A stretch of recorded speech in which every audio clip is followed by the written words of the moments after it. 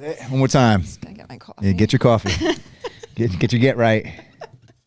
All right. Here you again.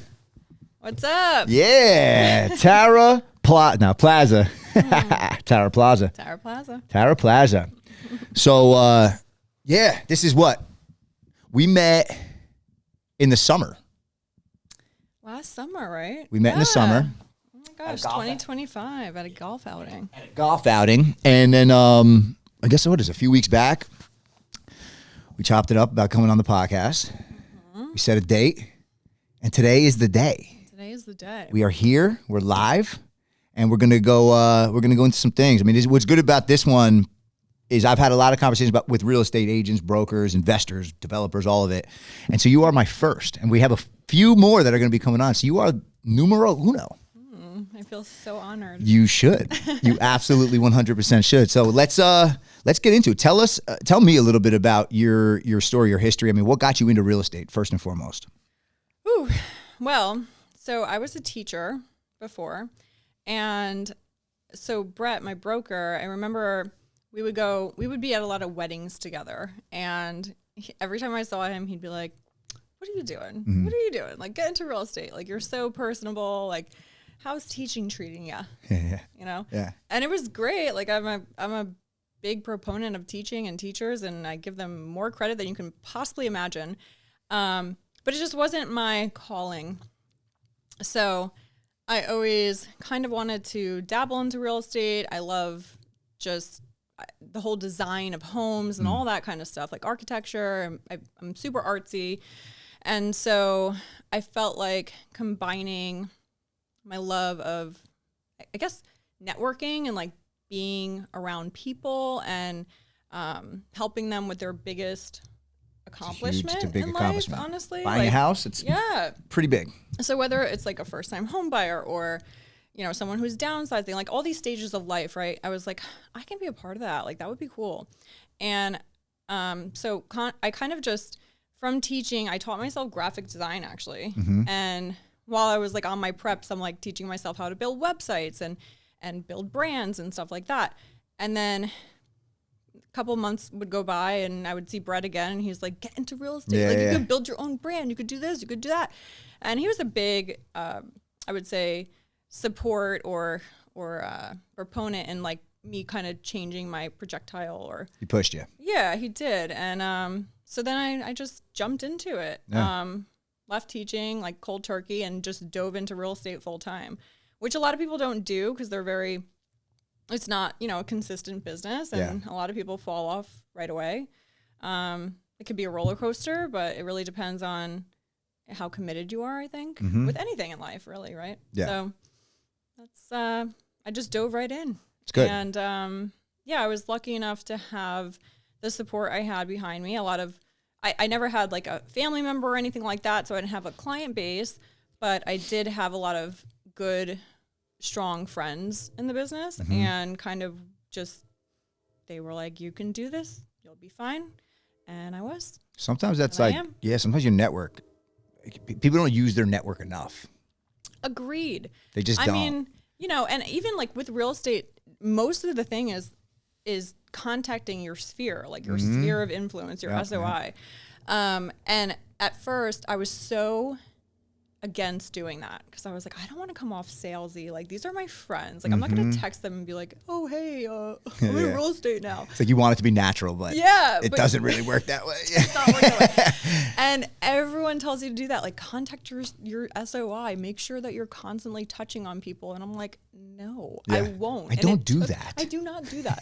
It took me years to even remotely like tell people I was in real estate. Yeah. But I think what helped me was like social media and the fact that I was not just posting about real estate. I combined like my personal life with real estate. And that's how I got a huge, I would say like kickstart into the real estate world. And whether it was just like meeting other agents, which is huge in our network, like just being friends with local agents and having that relationship, whether you went to high school with them or grew up with them and you're both doing the same industry. And then from there, it just kind of like took off. It kind of became natural. And I started to get a lot of like business through social media, and that's kind of how it went. It wasn't as hard as most people, project it to be. Yeah. I think it can be if you want it to be. It was, well, of course, like anything. You jump into anything. It's did it take you some time to adapt? Or did you have, like, in the first year, you kind of like, okay, this is, I get it, kind of smooth, like? No, it definitely took me a while to adapt because, again, it's like, it's a lot of work. It's a lot of legwork. I mean, you're not just, I didn't have another, like, family member in the business or anyone that was, like, handing me leads. I was working at a brokerage in my area, and I liked the people I work with, but they were all strangers and all new, and everything was just like a whole learning experience. Like you take the test, you're like, okay, I'm ready. The test has nothing to do with what you're actually doing in the field. I took the test, so. You understand that. It's just wild. Like nothing you learn in real estate school is actually what you're doing. Yeah. So it's more just about the relationships and really like taking in everything right from day one. Like I would put myself in the office. I would learn from people who have been there for years and years and years, listen to their conversations.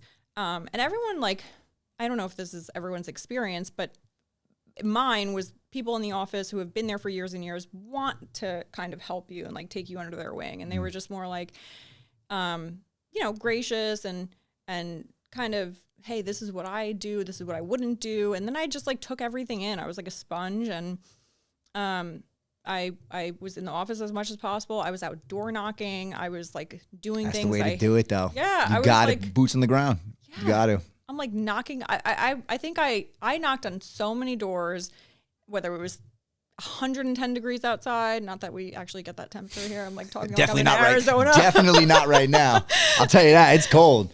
Yeah, so, but like meaning like I would truck through snow. I would go through like when it was super hot out. I'm like out there and trying to look professional and like whatever I was wearing. Yeah. But it was just getting, because for me doing like the cold calling in the beginning wasn't comfortable. I didn't like it. It's not for most though. It's not for most, and it's also very it's just boring. Like you just get in your head. Very mundane. And it's also disheartening. That's what I've done it for years. I've worked in tech spaces and done sales. Like I'm very familiar with cold calling. I've gotten paid to do it for years. It is not for everybody. No. It's a pain in the ass.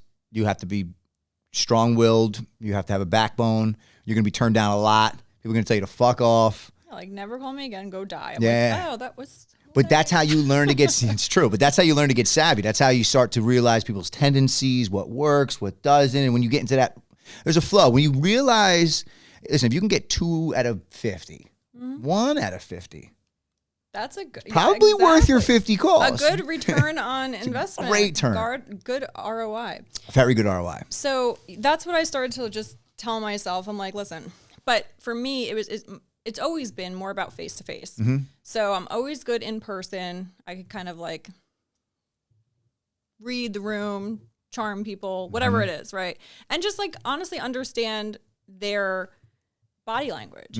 And over the phone you can't, right? So I think that's where I really started to understand like, hey, I can do this. Like it's uncomfortable. Yes, I'm knocking on someone's door. And it was also like I was doing a lot of this through like COVID times. Oh yeah, yeah. So especially when I joined Brett's team, I was like, shout out the team first of all. Oh, you had me remember EXP. So we're brokered by EXP, and I'm with the Align team. There you go. And my broker is Brett Zakora, and we grew this phenomenal team. I've been there since day one, so it was just me and a couple other agents. We were working actually like out of our office in Hoboken, and I had the best mentor. And we like just locked ourselves in an office. And for hours, we would just cold call. And that was when I joined his team. But I was like, okay, yeah. And my mentor was like, oh, well, if cold calling is not for you, like, what could you do? And I was like, well, I guess the supplement to that would be for me to go out and door knock. Face to face. So face to face is more for me. And that's what I did. And I just probably buckled down doing that for like a good year. And that's how I got my like database started. Because I had nothing. And this is down in Monmouth. This is down in Monmouth, yeah. So I grew up in Manalapan, so everything kind of started there. I was like Monmouth Heights, Holiday Park, like all these towns, like if someone lives in Manalapan or knows Manalapan, these are like the oldest neighborhoods in Manalapan. And I just like tried, doing my best at like door knocking, getting people to recognize my face. And then from there, it just was whether I got the listing or not, I was going on a bunch of appointments. I was meeting people in person. I was like getting that knowledge under my belt, feeling more comfortable talking to people. I mean, at the same time, I've always been like a very social person. I mean, as a teacher, you kind of have to be. You'd hope. It would help, right? I've had some that aren't, I'll tell you that. They weren't my favorite, but to each their own. Yeah, to each their own. To each their own. Working with kids, like you kind of have to have like a sense of humor. You have to let things roll off your back. I mean, yeah. So, and also back then I didn't have kids, so of my own. A little more freedom. So I definitely had the more freedom and time to do all those things. Interesting enough, kids there is a freedom attached to kids, but that's a whole other conversation. You think so? I do. Spiritually, yeah. That's wow. I do. That's an interesting conversation. Spiritually, yeah. We'll throw that one at the end. Put it in your back pocket. I will. Yeah. It's right there. Yep. Yeah, well, I hope I get there one day, but fair. I can understand that. I could. I definitely could. Oh my goodness. Robbie, you'll have to tell me about that. Yeah, I'll give you some. Yeah. Some tips. Whether it be tips or just how having kids did to me. Like it just gave me a sense of freedom. But let's not veer. Let's do that. Okay. Yeah, let's not veer. Okay. We could jump into that. Yeah. So, that's how I got started. It was really just like jumping in cold turkey, kind of just being told that, hey, I believe in you, you can do this. And then it was like believing in myself. And I was like, I got this. Need that. Yeah. You need belief in self no matter what it is you do. It's not easy in the beginning. Starting anything new, switching from one thing you've been doing for a while to something new, starting a passion project that you believe in where nobody else believes in you. All that stuff is like very intimidating. People are very scared to do that in general. Yeah. So when you do it, it's like a character builder. It's a confidence builder. There's so many things that are attached to it, and you wouldn't even know if you didn't try. Yeah. So kudos to you for taking the leap, because it's a big leap. Anything where you're kind of on your own, figuring it out by yourself, it's something that you believe in, is like you're in a small percentage of people that even take the shot. 100%. And like everyone says, I have people reach out to me every day, friends, old colleagues, whatever. How's real estate treating you? I heard it's a rough business out there. I'm like, I mean, it can be. Yeah, sure. It's all about your mindset. Yeah. There's so many agents who don't make it in the first year, 5 years. They're Why do you think that is? I think because it's such a roller coaster. Like it can be if you're not doing those like daily habits that you should do every single day. It turns into like a mind fuck. You're just like, oh my gosh, like I'm being turned down every day. You start to get down on yourself. You start to think like, can I actually build a business from this? It's like a constant grind. Like there's no consistent income. Everything's on you. Yeah. I mean, there's no, there's nothing. You fall off the tracks. You got your team like you do, and there's like a cushion, but it's not the same kind of cushion as a corporate job or a teaching job or anything along those lines where there's, we're taught and kind of trained in a sense to fall in line, find what it is that we like, right? And then look for a job in the field that we hope it's what we like. Where you have a 401k, where you have, a pension or whatever. Listen, and I totally understand. Yeah. Like I've ridden that. I went reverse. I mean, I was entrepreneurial into my late 20s, really into my early 30s, on my own, figuring it out. And one of the greatest compliments I ever got was from my partner, Austin, who did it the corporate route. Yeah. Brilliant. He's very smart. He's done very, very well for himself. He's been a part of huge tech startups. And as I got older, I would have conversations with him, like, man, sometimes I wish that I had just jumped into corporate, because I know how good I would have been having done it. I would have been somebody who noticeably separates themselves in the corporate space. I know that. But it wasn't the way it went. And so I said, like, yeah, man, I would have been set up differently, and it wouldn't have been such a chaotic this, that. And he said to me, he goes, you know what, bro? He goes, you can sit here all day and tell me you envy me. He goes, I envy you. He goes, you've been on your own time, never having to be on anybody else's schedule for a decade. You have no idea what that is. And it hit me like a ton of bricks. I was like, holy shit, you're right. The stresses you have, I haven't. Yeah. Financially, sure, you're in a different place, but like I wake up every day, I march to the beat of my own drum, you know, but I do appreciate the corporate side of it, having to do it with the kids and this, that, and the third. Like it's given me an understanding of I get it. I get it. It's but just not such a different world. It's two very different worlds. The coolest thing that I've gotten into a space of is like, okay, I can have it and then still simultaneously set up my other stuff. And then eventually the income supplements and you figure out when to get out. Yeah. Which I kind of almost, in a sense, what you did. I think, right. So I was very, you know, like, gosh, if I bring my dad into it, he was very like strict military. I was raised like super. Are you a military baby? No. Oh, like militant. He was militant. like yeah. captain of the state police, like whatever, like that kind of thing. Yeah. And just very regimented. So like when I went into teaching, he was like, oh, she finally found what she wants to do. Like, this is great. Right. Yeah. Took me a while, but yeah. Then after teaching, I was like, I'm going to go into real estate. And like, you don't have to have college for real estate. I paid all this money for that bullshit. Yeah. And now I'm not doing it. And my dad was like, listen, most supportive man, but he was like, you're going to leave a solid job. Like, what about when you have a family, when you have kids? And this was, you know, years ago. But I was like, I'll figure it out. And it's a spirit, though. I was just like, listen.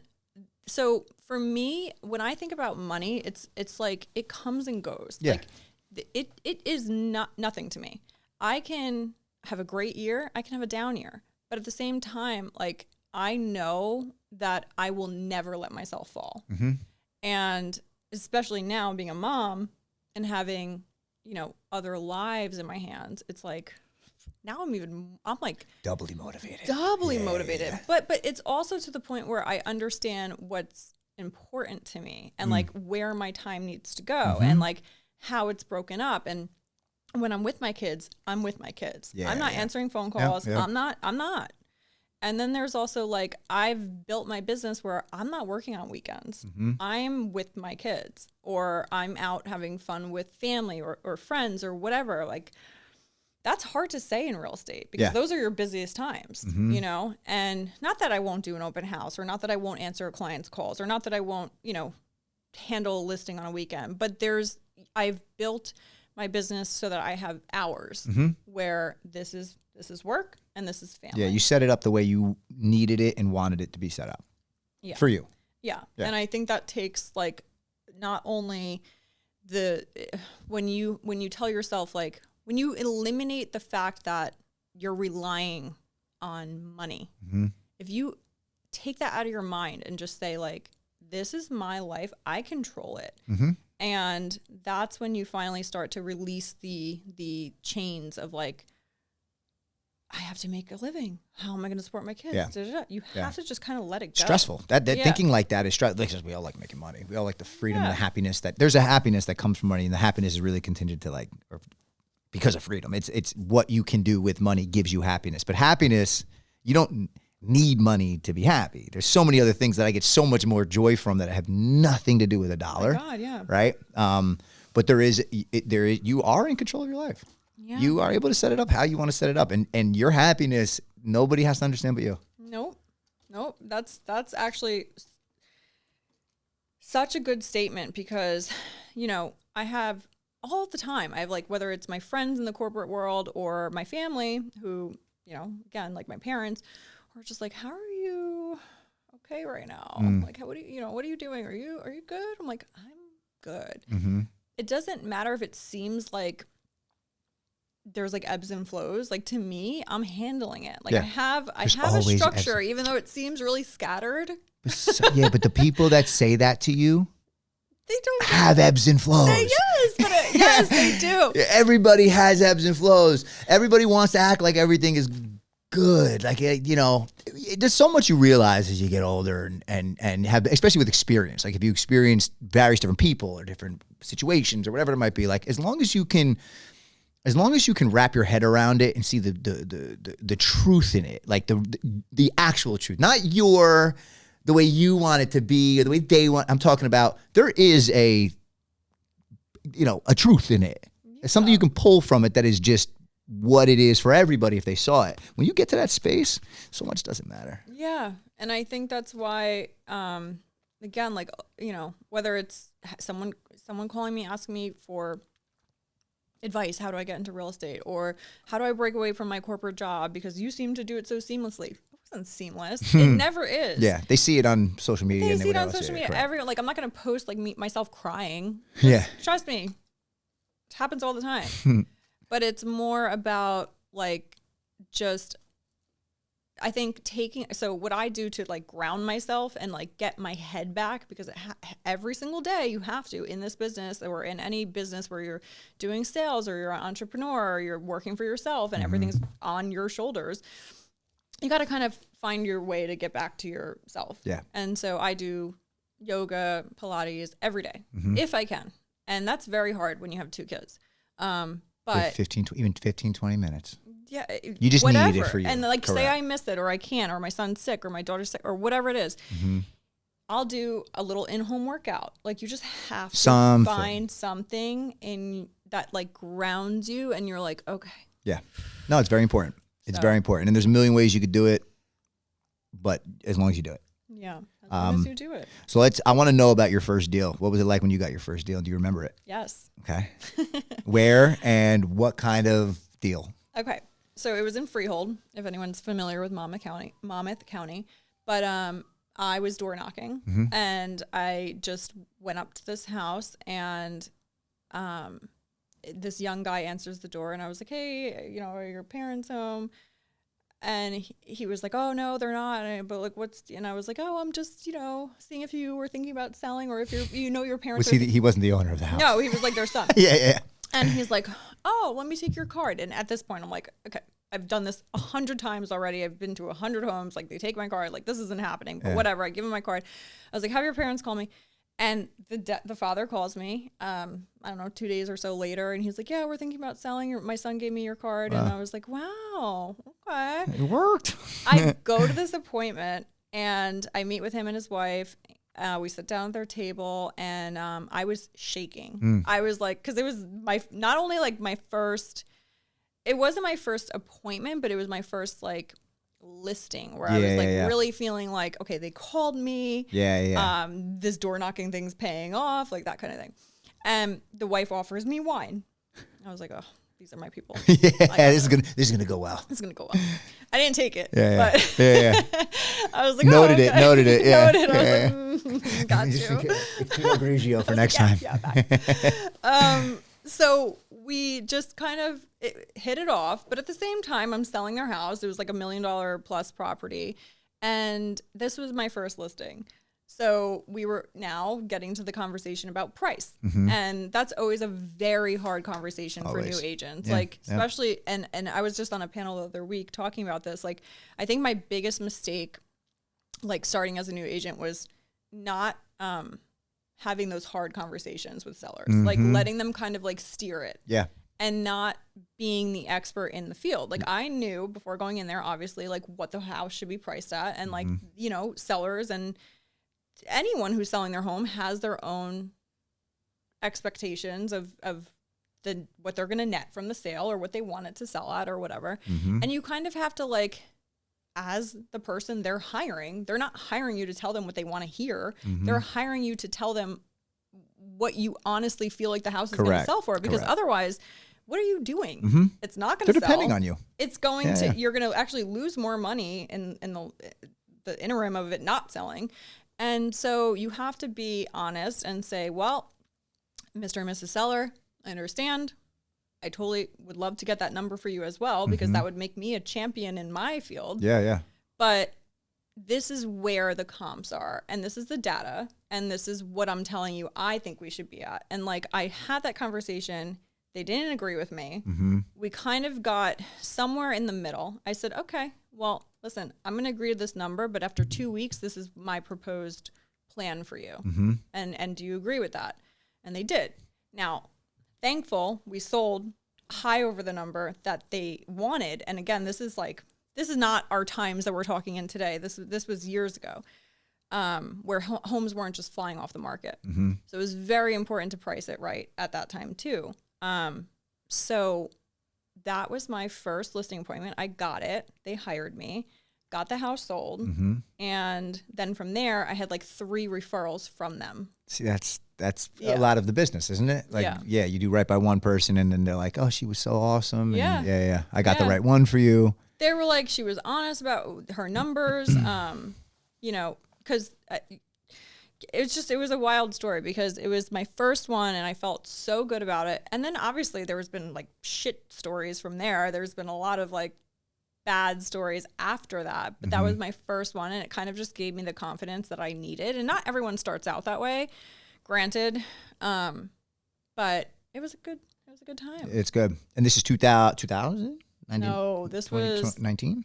This 18? was probably 2019, I would say. 2020, 2019. It was during COVID? 2020, I would say. 2020. During COVID. We're in 2026. It was either right before or like during. Okay. Yeah, 2020. I don't think it was during because we weren't wearing masks at the table or anything like that. You, so maybe it was you definitely would have been wearing right masks. before, yeah.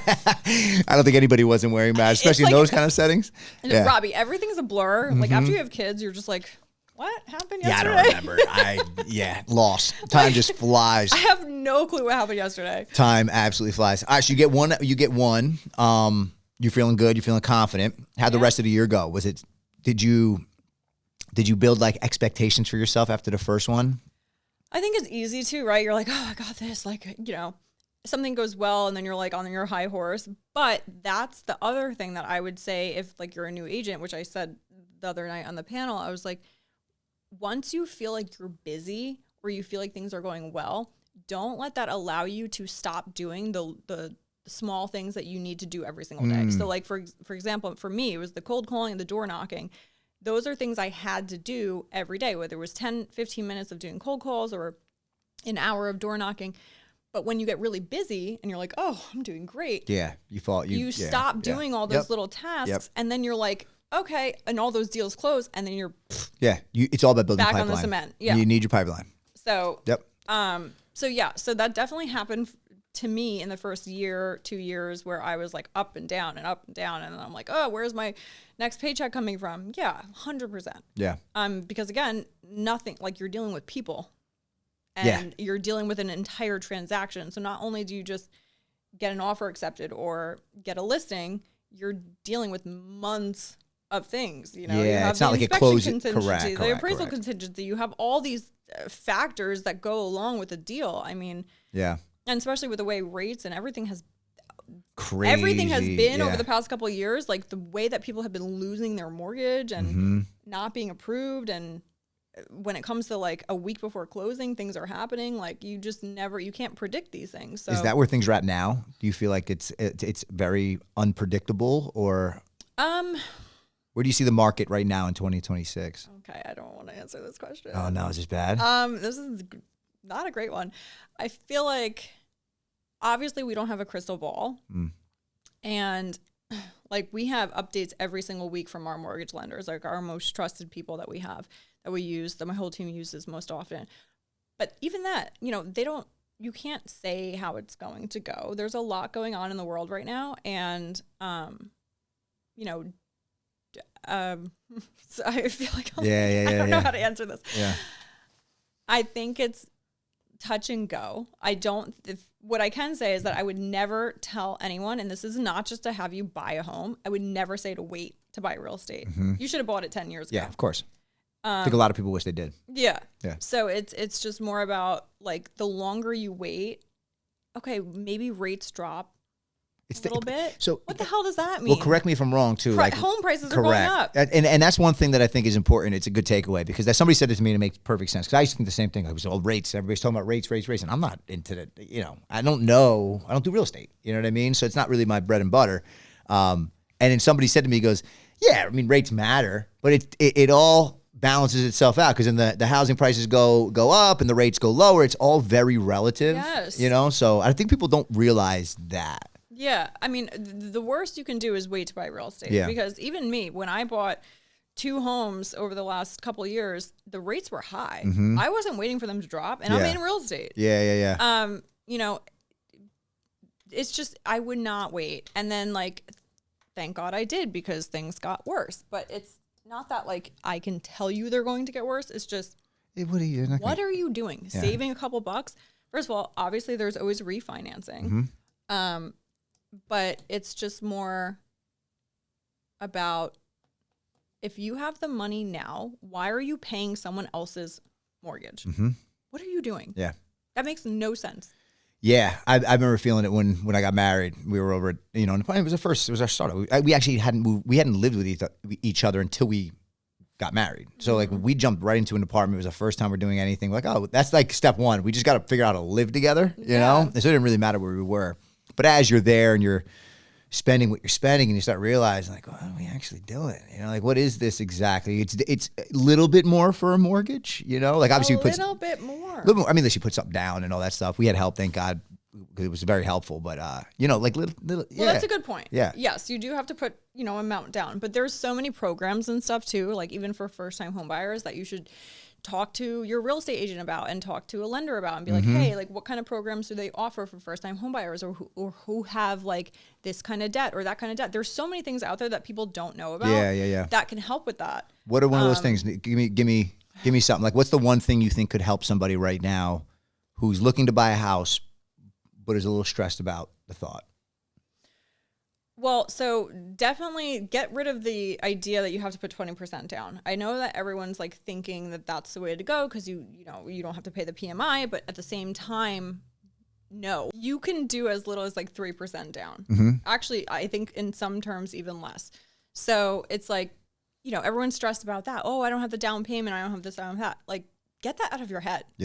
Just collect what you can. And also too, it depends on like, okay, so for example, I had a bunch of buyers buying, they were looking all year last year in 2025. And then when it came down to the like holiday season, I was probably working with, I would say 6 buyers all of 2025. We couldn't get them something. It was bidding more after bidding more, blah, blah, blah. We're narrowing down to the end of the year. They were serious people. I got five of my buyers a home during the holiday season. Wow. And it was because things slightly slow down, I would say. There's not as many people looking, but they also were like, okay, so now we're not up against 6 other offers. We can put down less money and then we can put more towards closing costs or whatever it may be. Yeah. And they were able to afford a home without all the stress of a huge down payment. The mortgage lenders like twisted things up a bit to make it more affordable. And so I think another huge part of like buying a home is working with the right mortgage lender. Huge. That is not my forte. So when we talk about like, Yep. all that. No, it takes an army. Yeah, it takes an army. You have to have the right team behind you. And we support, our team, what we do is like we make sure that you have every soldier in your corner. Like we, from start to finish, you are supplied with every professional in the business to make sure that transaction is moving smoothly. I mean, even as far as our back end people, like when it comes to like keeping someone like whether it's a seller or a buyer, hey, this is the step we're at. This is where we're going from here. And that's how we're going to move forward. And this is what you need to do next. Like, got it. Just ensuring that it's a very seamless experience for both buyers and sellers is how we kind of have been running the business. And is it all under your umbrella, or do you have like partners or like people you work with that you have? Everything's under our team. Everything's under one. Yeah, okay. I mean, and yes, the like title, mortgage, everything. Yep, everything. Got Attorneys, our home inspectors, anything you need. Like whether it's like a structural engineer, like we have everybody in house. Yeah, and then even when it comes to like listing a property, there's so much that goes into it, like pre-marketing, graphic design team. Just social media team. We have all of that. Yeah. It is, and I see it so much. I feel like real estate is one of those markets or industries that has boomed crazy on social media. Crazy. You could be a 40-year-old realtor and like if you're not posting on social media and dancing in front of the camera, then you're fucked. Correct. It's so true. I told you I do work with my buddy Bruce Elia, right? And so we do his social media, and I go to his office. He's with KW. Okay. So I go to his office, and then like people catch wind of what I do, and it's everybody from 25 to like 60 that are coming up and be like, yeah, how do how do you do what you do? Like, I need the help here. You know what I mean? I'm like, well, you could hire. I'm down to help you. I'll give nuggets. I'll give nuggets all day. I'm easy like that. Like, if you want some advice in a moment, I'll give it to you. You're good. Yeah. But people, I know anyway, even if I give you all the advice in the world, most people aren't super savvy in figuring out how to actually make an impact on social media. Like, social media, the one thing I got, and I heard this somewhere, and it is how I've always thought. Social media should not be focused as this is marketing. No. It's got to be focused as how am I getting attention? Attention is what you need to be figuring out. It's not the bells and whistles of the marketing and how it looks and all this shit. It's like, how are you getting attention? I know people that don't have the bells and whistles, just know how to do structure hook, line, sinker. How do you get them in the first 2 seconds? How do you give them a crash course on whatever it is you're doing, no matter what industry? And then and what's your call to action? Yep. What's your call to action? And that's it. Exactly. And it could be short. It could be 15 seconds. You could do it with a bullshit funny video. And at the end, it's just like, call me if you need. Like, it could be anything you want it to be, but there is a formula and strategy that actually works if you're paying attention to what you as a consumer like on social media. Like on social media. Exactly. I mean, there's also, too, something like this is the simplest thing, which you'll appreciate. But when you're, okay, so most of the time I'm scrolling on social media and I'm in bed with my son. My son's laying next to me, snoring his ass off. And I'm like, can't go to bed yet because I'm snoring, you know. But everything I'm listening to is on silent. Put the fucking captions on, people. Put the captions on. Big piece. Something that I forget every time. Gotta put captions on, because you know what happens too. So titles on-screen titles, super important. People don't really read captions unless they do. I'm not gonna say they don't, but like they got to be attached to the video before they click and like read a caption, right? Sometimes you might put like, you know, your eyes might hit the caption to see maybe what the correlation is, but I know a lot of people just don't even pay attention to captions.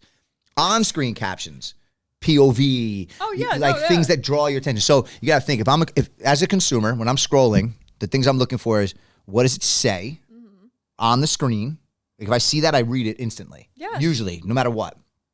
Then it's what in the video for the first 3 seconds pulled me. So did it keep me? And then it's captions, like your words. So what I realized is when you watch it, sometimes you're reading the captions the whole video. You're not even watching the video. You're not even watching the video. So then if you get through the whole video, what happens is you go back to now watch the video because you read the captions the whole time. And that's 2 hits on the algorithm. And so people don't realize is that it's all based on algorithmic shit. And that's how your stuff gets passed around. There's a way to chop, there's a way to clip, there's a way to edit, there's a way to keep it so it like nothing drags along. Have you ever noticed when people do like talking videos, you know, like we're doing a lot of, I told you, these deli reviews, right? They're long, they're 3 minutes. They're not like a quick hit or anything. But the way I chop them is that you're getting 2 seconds at a time. And even if it's a one sentence, like let's say it would have been a 10-second sentence, any breaths or anything in between, I'm chopping. That little chop keeps somebody entertained because it pulls you for a second. 100%. So there's aspects. See, Robbie, I have to hire you because that's what I'm missing out of my videos. Like I'll just like be chatting away, and I'm like, this is boring. Clipping, and then it's like, like I'll do 20-30 minutes of shooting, and then I'll crunch that to 30 to like 3 minutes. But I'll go through, like there's times where I see, oh my God, that's the perfect first 2 seconds. It might actually be a clip from minute 45. Yeah. But if it's you dropped your pizza and you slipped. Yeah. That's the beginning of the video. Like, I have a pretty good, I'm not perfect at it. You know, not every video hits, but like, I got an idea as to how this works. Pay attention to trends, pay attention to sounds, use what's trending always, make it your own, see what works. If something's hitting in your early, so you guys see something that's doing like 1 million plays and it's a sound that, you know, only X amount of people have done anything with it, run with it. Yes. Hit the algorithm early. So this what you're saying reminds me of. So literally, my dad, he's like half deaf. I'm at his house the other day, and I put a movie on, and there's subtitles. I'm not even watching the people on the screen, Robbie. I'm reading the subtitles, and then I'm like looking up at the people, and I'm like, but I'm reading first, and I'm like, what the fuck is that? And then I'll turn them off, and I'm like, I feel like I almost can't hear them. It's the weirdest thing. I'm with you. People love to read. They do. For some reason. For whatever reason, you have to. In your world, it just like makes you comprehend it more. Yeah, like it's weird because it never used to be like that. Like when I see I'm sorry, subtitles or captions. I hated it. I hated it too. Forever. Like, can you please turn absolutely CC at the TV? Please CC. Can you turn CC off? I know. It's a wild thing that I started to realize lately. It's kind of things, little things like that, if you can pick up on it. And again, see what works. Don't reinvent the wheel. See what works and make it your own. And kind of just use, there's formulas. Don't try to be a superhero and like, you got to come up with the thing and da-da-da-da. Like, no. If the wheel's not broke, don't fix it. Don't fix it. Whatever that's. No, if the wheel's not broke, don't fix it. Is that how it is? Is that the one? I think it's like. Is it the wheel? If it's not broke, don't fix it. Yeah, the wheel. Not the wheel. I don't think it was the wheel. Whatever. If the wheel's broke, actually fix it. Like, you're not driving nowhere. All right, so you are now you're 6-7 years almost into real estate. At this point, I actually have a question for you. This is good for like up and coming real estate or aspiring real estate agents, right? Because we talked a little bit about it, the at-bats and how often, like in sales, what I know is I was always taught 7 to 10 touches before you ever even get a response. Oh my goodness. Right. And so there's a persistence, there's a consistency, there's, in my world, we're able to like throw things into sequences. I'm sure you do too, where it's just like constantly emails that are working in the back end. Right. And my structure, the way I always do it is like emails are going out in the back end. If they open it, they click or whatever you see, because you have an idea of what people are doing, believe it or not. And then you jump on it, because if they click it or they open it, I'm like, okay, I'm going to catch them in the moment kind of a thing. I pick up the phone and I dial, right? And whatever. What would you say to somebody who's starting that is nervous? And what also is what do you think the percentage is? If you go and you do 50 phone calls, cold call, don't know, how many of those are you retaining? It's a hard question to answer because with our team, we use a dialing system. So I'm not just like hand dialing. I use something called, I'm not going to give out all my secrets, but we use a dialing system. And so from there, it's like a 3-line dialer. So it will call like a bunch of numbers all at once, and I'll have people picking up and then people on hold and whatever. So it kind of like goes through the system. But that's the way we get the most pickup rate. And then from there, it's how I have more conversations. And it tracks how many conversations I have and all that kind of stuff. So you have like your CRM and... Yeah, I have a CRM. So back to that is like, you got to have a dialing system that tracks how many calls you're doing, the records your calls. Not only does it record it, but you can make notes. Then from there, say you make a contact, that contact then goes into your CRM. So it's all... Integrated, yeah. And that is the most important thing in the industry, I think. I don't think, like, I used to do hand dialing. And trust me, actually, I still do. Yeah, like cell phone, things. quick. Yeah, like I'll still do certain things like that. But when I'm calling, like, say, even, like, I've had a lot of success with, like, getting people off market listings. So, which is huge, especially over the past couple of years, like, with the low inventory that we've had. I've had so much success finding properties that are not listed, right? And the reason, like for sale by owners and things like that. For sale by owners, or people that are not even like, or are thinking about selling, but how the hell would I know they're thinking about selling? They haven't actually listed it. They haven't listed it, and they're just like, oh, it's on my mind.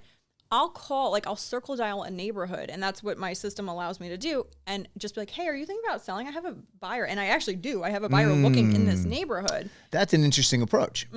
So my buyer, I just got them a house. They were coming from Maine, and they wanted to be in Little Silver. Okay. Great area. There's literally nothing there. Yeah, of course. So it's a very tight-knit community. So tight-knit. And like anyone who is selling already like has like a neighbor moving in or like a friend moving in or whatever. So I was like, my clients were like, oh, I want to be in this neighborhood at, next to this address, like somewhere. Called every house in the neighborhood, door knocked every house in the neighborhood, and I got them a home. Wow. And it's like that. Those are things that most agents are scared to do or won't do, or they don't have the systems to do it. Sure. Yeah. And I think that's so important. Systems are vital. They're vital. And like, even like, I've been in the business a bit now, right? I can very much be a solo agent. Do I want to be?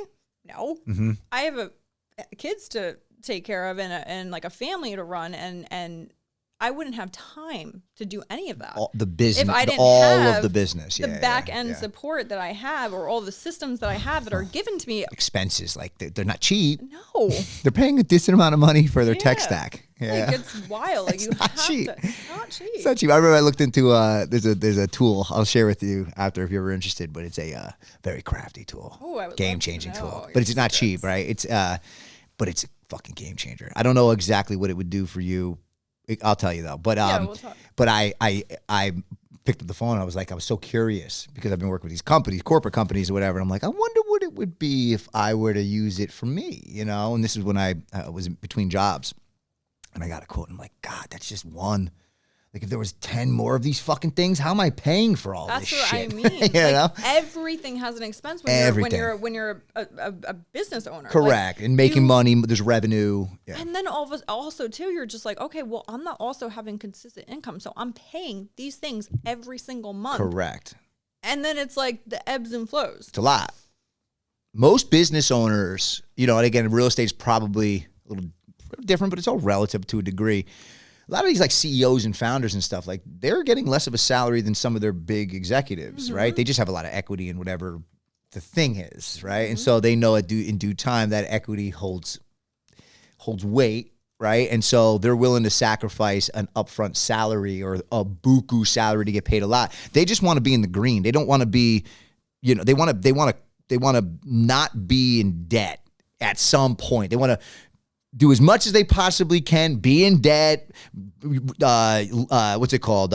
Take out loans, whatever they got to do. And then eventually they have like a system that, they understand. It's not about pulling in the money now. It's like we're building something bigger than ourselves. That's what I was going to say. Like you're doing all these things, you're sacrificing all these things for a bit because you believe so much in what you're building. The end result, correct. And if you don't, you're fucked. And not everybody, there's not a lot of people built like that. And that's why that's why I give so much credit to my team and Brett, who's behind it, because shout out Brett. It has been, he's worked so hard on creating this like well-oiled machine. And when I tell you, there is not a single thing that our team hasn't thought of. It's incredible. I'm amazed. Like I'll have people reach out to me from my team that I don't even know are on my team, and they're just like, "Hey, how'd that transaction go?" I'm like, "Who are you?" Yeah, they're like, "Oh, this is so and so from the marketing team." I'm like, "Whoa!" Every day is just more and more.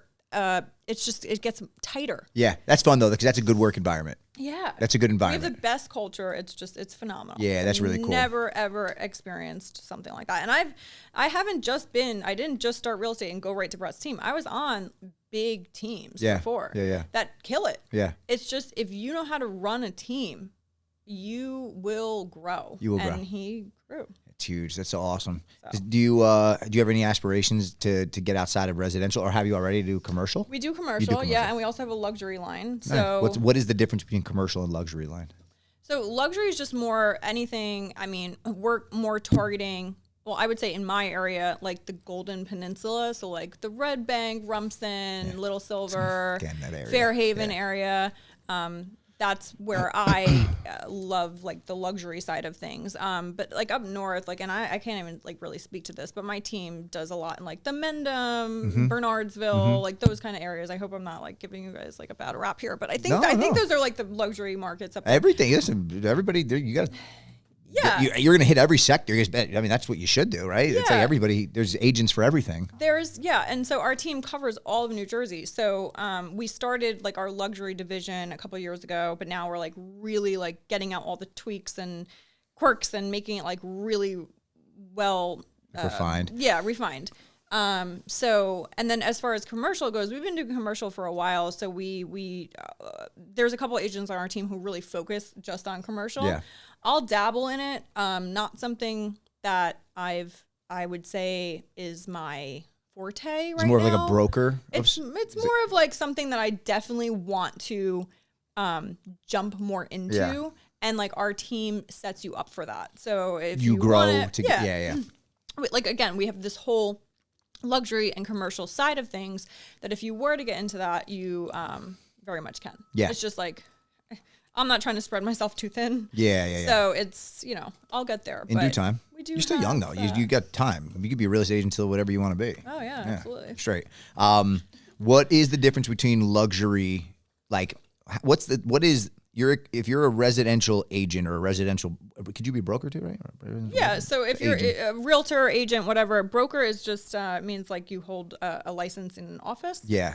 Okay. And then, okay. And you're brokering versus being like pretty my much listing. Pretty much like you're running an office. Got it. Okay. Yeah. What is the difference between residential and luxury, and like how much more elevated is dealing with luxury than your typical residential? I wouldn't say there's much of a difference, to be honest. And this is like, honestly, I think how our team has become so successful is that we treat every client like they're a luxury client. And what that means is not that, it's really just treating every single person like you would treat family, or above and beyond that, right? So when it comes to, like, say I have a $500,000 listing and then I get a $2.4 million listing, you're not running the business any differently. You're not running the transaction any differently. Yes, again, there's different price points, and once you cross over a certain threshold, you're considered luxury. But why does that matter? It doesn't matter to the client. It doesn't matter to your reputation. It doesn't matter to how many deals you're closing. Like, it really just matters how you run it, and like the relationships that you form during that time. So I think that's where I think that's what, like, why it took us a little bit longer to get to, like, oh, we're opening our luxury division, is because we never wanted to, like, separate. That's a very good point. Because once you do that, there becomes like oh, really? Like, you know, and they have this instant perception that are you like better? Or do I want to work with them? Correct. Because that's who. But there is a tasteful way to do it, for sure. And it's fair. You should be able to stack up your team too, and be like, okay, well, a couple people are focused on this, and then it's just explaining it. As long as each person's trained to do their job and be where they're supposed to be and handle it the way, and like you said, treat everybody the same way. Treat everybody the same. There is, you have to. There's also more, like, I think, again, we do a lot with psychology when it comes to real estate. We have trainings on psychology, on different, on how to talk to people. I wish I paid more attention, but there's like different, realms where when you speak to someone, they're a type A or a type B or a type D, C, D, whatever, personality. And we have like in-depth trainings on, okay, if this person's a type D, how are you going to answer this question when it comes to the sale of their home?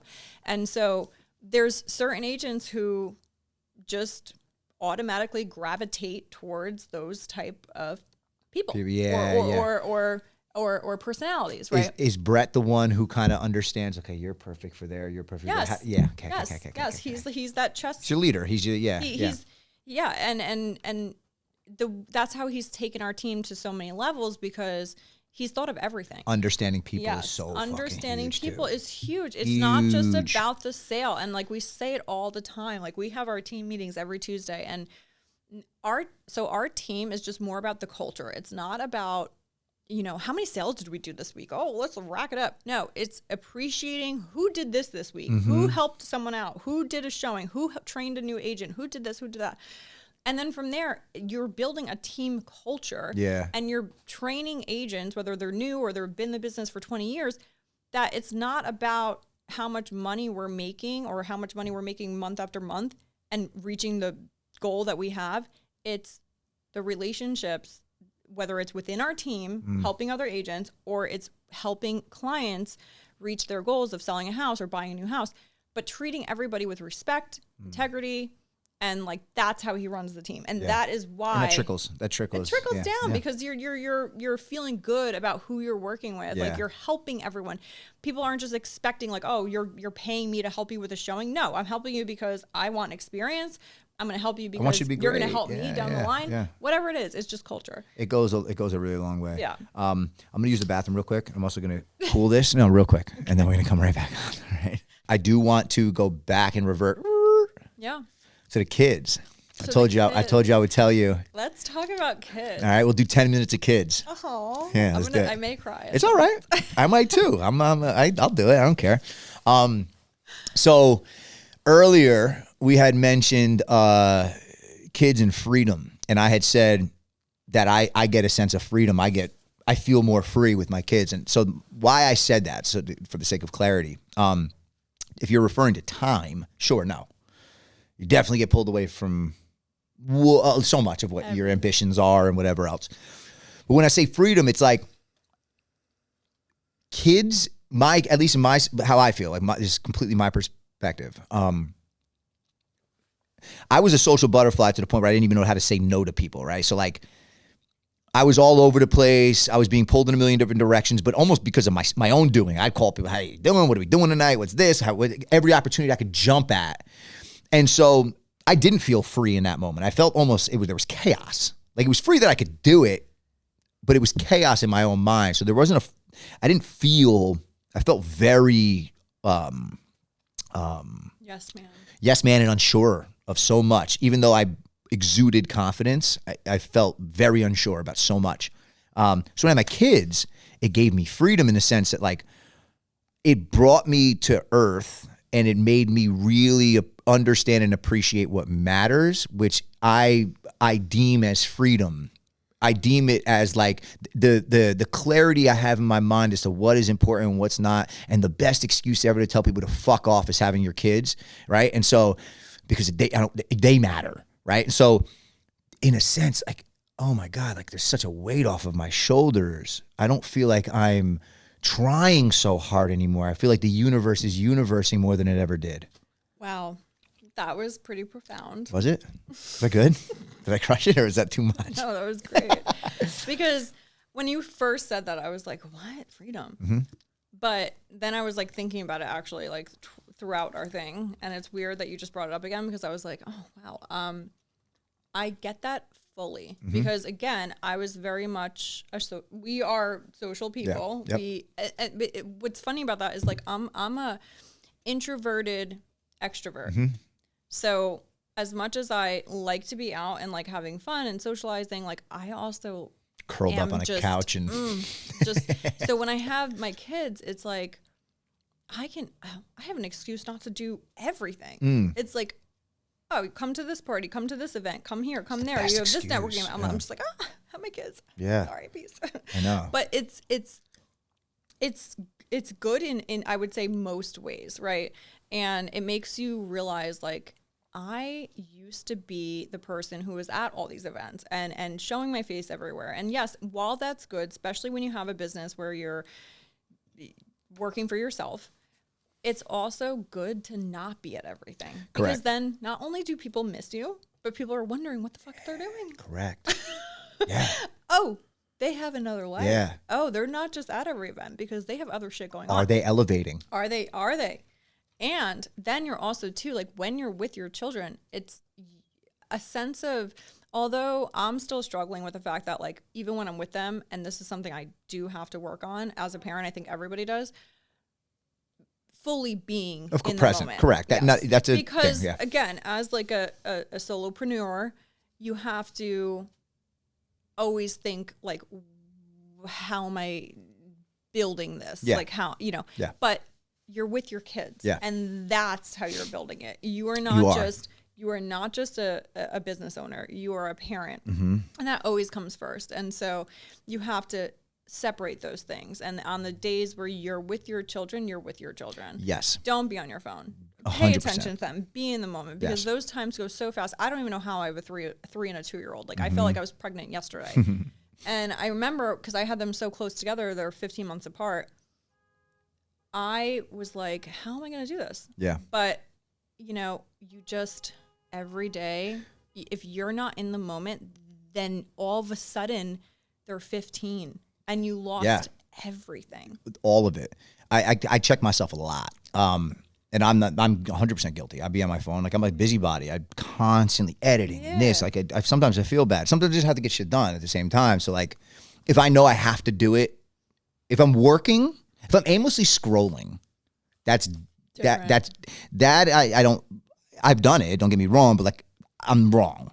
If I'm behind and I have to get shit done, like sometimes I have to get shit done, but I do think about my kids while I do it because I know that I see my son, like he'll come up to me and he'll be like, come play with me. Daddy gotta. Yeah. And that fucking, it doesn't even bother me. It does more sometimes in the moment, don't get me wrong, but like I more check myself after. Like I look back, I'm like, that was a moment, and I think about that. I think about that moment a lot. And I don't want those moments to add up because for him, that becomes what it is. And then all of a sudden they don't come to you resentful and say, hey, look at this. Correct. Hey, daddy. Hey, mommy, look at this. And you gotta be present. It happens every single day. And like literally before I was coming here, I was like rushing. I was like, oh, I got a drive ahead of me, whatever. And I was like making sure I had everything for the next day. And my son comes up to me. He's like, Mommy, come look at what I built. Mm-hmm. And I was like, all right, honey, give me 1 second. And then I was like, you know what? Fuck this. Yeah. Put my stuff down, ran, saw what he was doing. And he was like, his face lit up. Yeah. So happy. They do not give a shit what you're doing.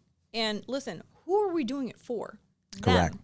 So they don't know. They don't get know that though. And like, if you continuously say, hang on, give me a second, mommy's working or whatever, that is going to be their norm. Correct. And then soon, in a day or two, they're not going to come to you and say, hey, look what I built. It's or, that, hey, and that's going to translate into the world. Their idea of their idea of I'm going to be I have an idea, or I want something, and when I say it, if their typical response back, what's that? Is hold on. Then that's what they're going to feel that the world does, because you are their world. So that is a crazy, crazy thing when you're not doing, you're not wrong, but you gotta be aware, because you're not realizing how it's shaping their ultimate outcome. And it's not to say you can't revert. It's not to say they can't. Like, not every kid is gonna. Not everyone, but you are painting the picture. You're creating their ultimate outcome. And listen, it's not like, because again, you can't undo it, but you can take steps back. You can. And you can be like, whew, I just told them to hold on. Yeah. He wanted to show me something. He said, Mommy, come look. And I didn't do it. Yeah. Go do it. The second that registers in your head, doesn't matter. Correct.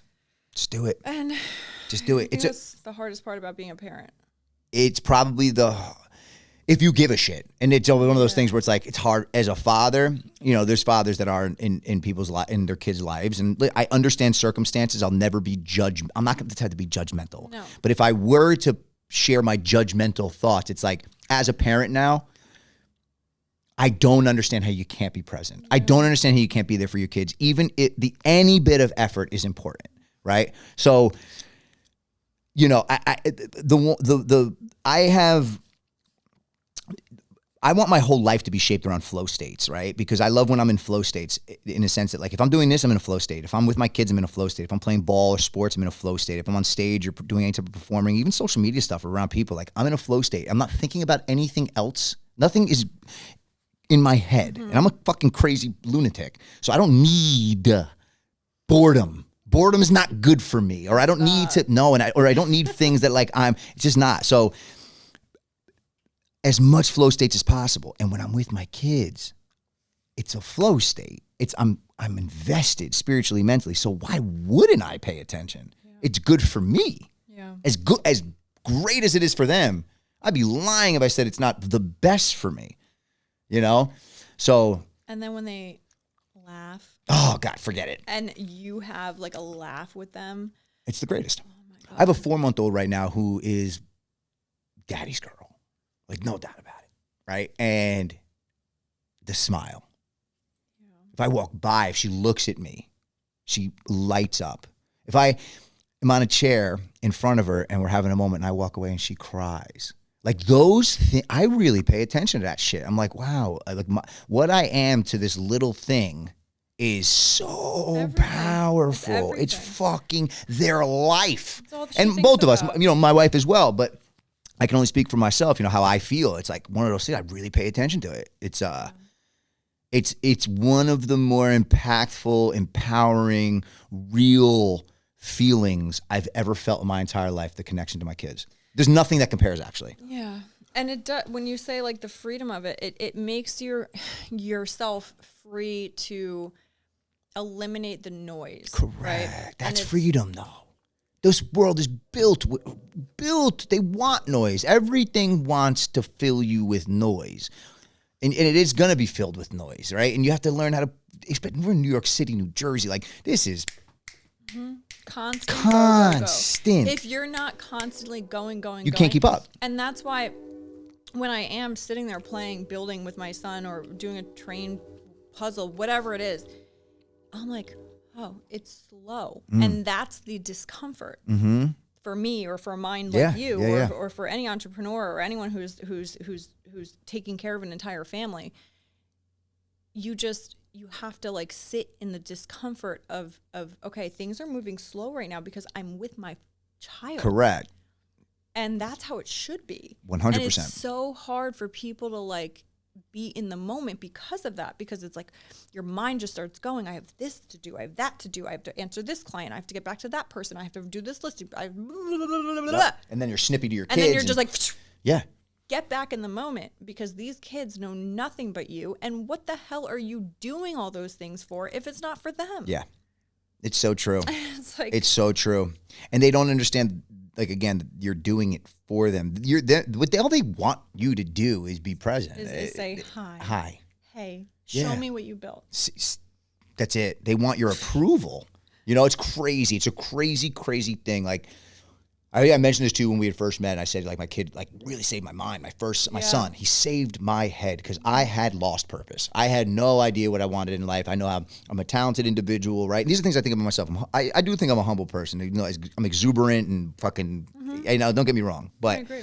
I don't talk about myself. Like, I just do. I am what I am. And I've realized that what I get in return is like, okay, I know where I'm good. I know where I have like my strengths, right?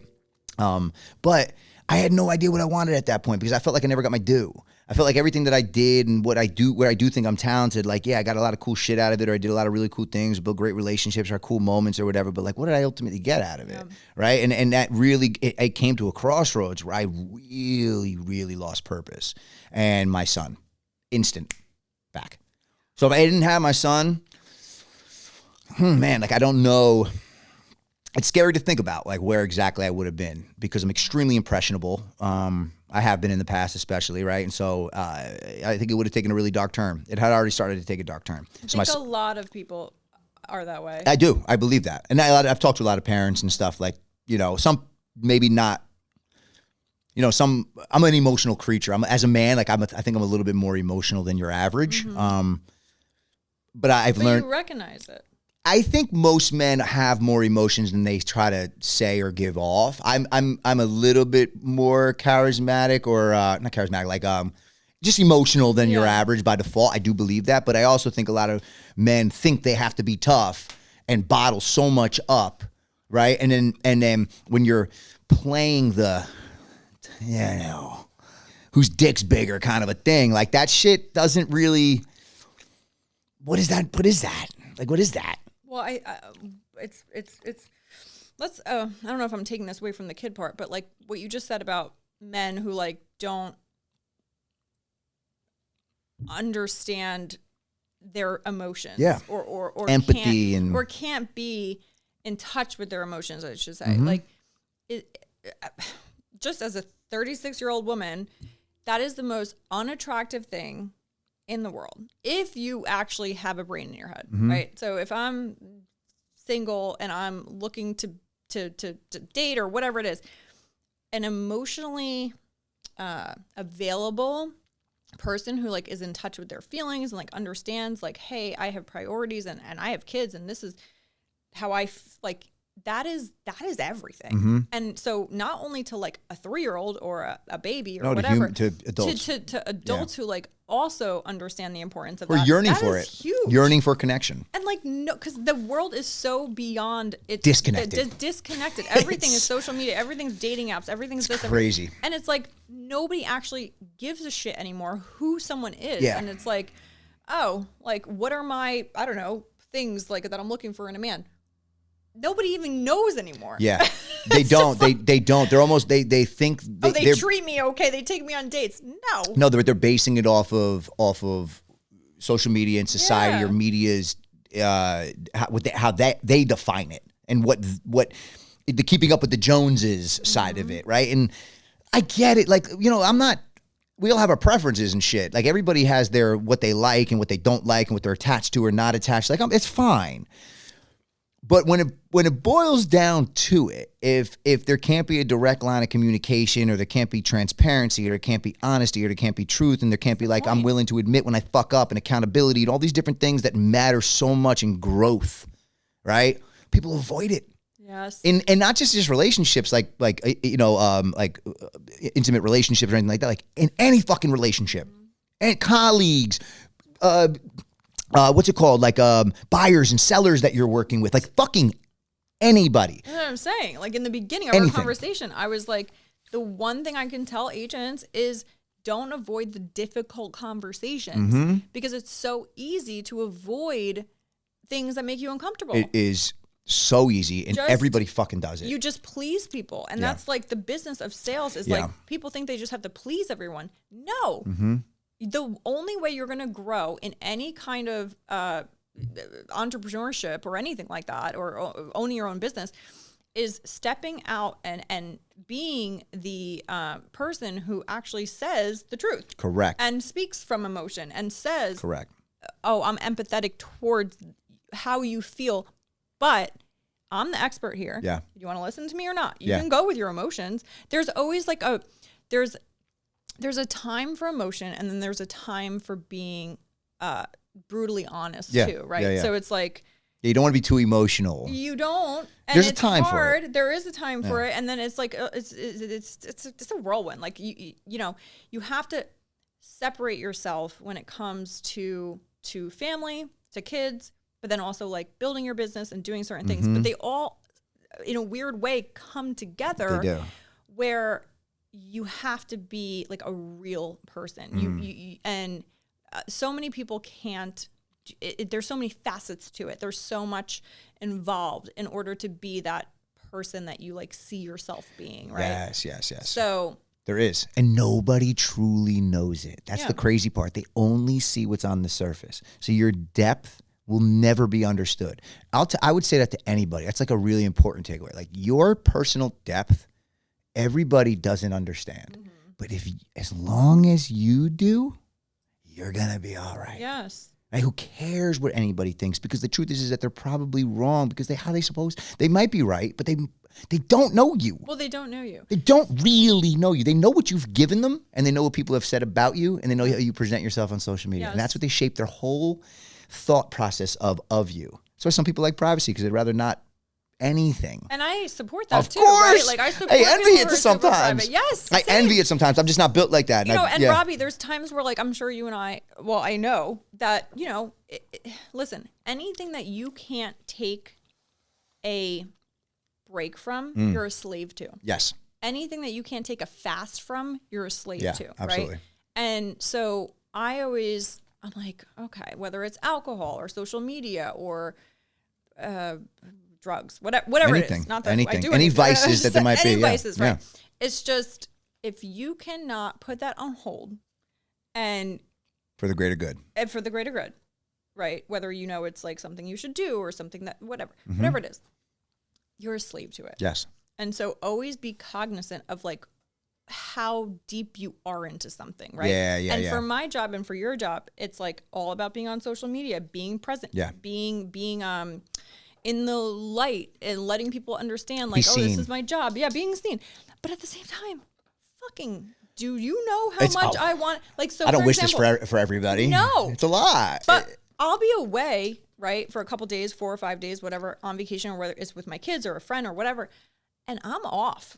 I'll have to answer a client every now and then. But it's for you. I'm it's not posting. I am not doing like real time stuff. I'm just off. And those are the best times. Yeah, they are. You pay attention to those times. And it's important to like remember those times and find moments of your day when you do have to be here in the chaos of the world to make sure you give yourself some of that time. Yeah. Not just on vacation, but like some of that time during the day. Yeah. Whether it be your kids or I need an hour break to myself or yoga or whatever the hell it is. It's vital. Yeah. But listen, I think we're going to cap this off. That was really good. We're about an hour and 10, 15 minutes in. It was a long... Follow Tara right here.